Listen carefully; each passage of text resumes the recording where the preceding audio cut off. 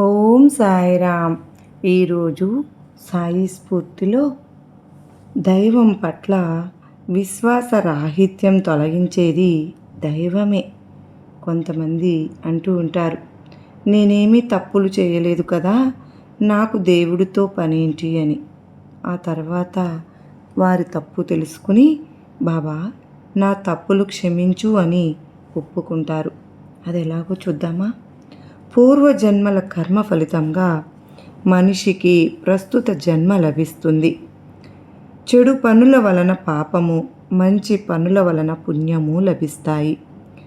దైవం నిర్ణయించిన ధర్మ సూత్రాలకు కట్టుబడకుండా విచ్చలవిడిగా ప్రవర్తించి పాపాలు చేస్తే మనపై భగవంతుని అనుగ్రహం వర్షించదు.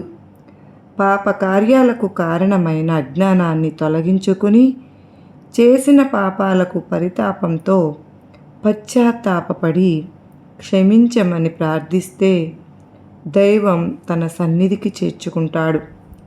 పాపాల చీకటి నుండి బయటపడి దైవ సాన్నిధ్యం చేరడానికి త్రికరణ శుద్ధిగా నమస్కరిస్తే చాలు.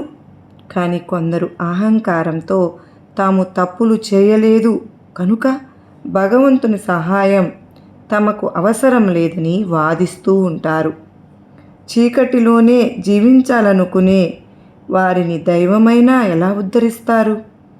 ఆ చీకట్లో నుండి వెలుగులోనికి రావాలని తపన పడుతూ సాయినాథుని శరణు వేడి భక్తితో నమస్కరించిన వారిని సాయినాథుడు తన అభయహస్త స్పర్శతో వెలుగు బాటలో నడిపిస్తారు. తప్పులు చేయడం మానవ సహజం, కానీ అన్ని తప్పులలోనూ క్షమించరాని తప్పు దైవం పట్ల విశ్వాసరాహిత్యం. తనను నమ్మకుండా విమర్శించిన వారు వస్తే బాబా వారిని మసీదులోనికి రానిచ్చేవారు కాదు. వారు పరితాపం చెంది మనసు మార్చుకుని శరణు అనేలా చేసి దరిచేర్చుకునేవారు. దైవాన్ని విమర్శించటం, దూషించటం మాత్రం చాలా పెద్ద తప్పు.